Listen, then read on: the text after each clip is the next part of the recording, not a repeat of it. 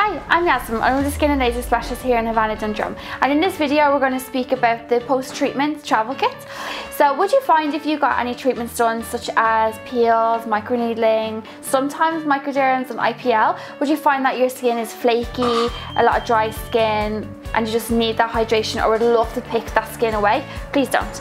So who should use this travel kit is somebody that has got done any aesthetic treatments such as microneedling, and also anybody that kind of wants to introduce themselves into the image products, because there is a lot to choose from. So it's a nice taster for someone to get a feel of different products as well.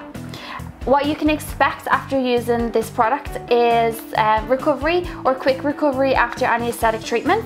And also if you're, as I said, using it as a taster, you will expect that your skin will be a lot brighter, it will feel a lot firmer, a lot softer, and it won't be as tired or dull looking. If you found this video useful on the post-treatment kit, there is a link below that you can follow, and you can also avail of the 2-for-1 offer. Also, if you have any questions, please pop into any of our Havana clinics and we'll be delighted to assist you.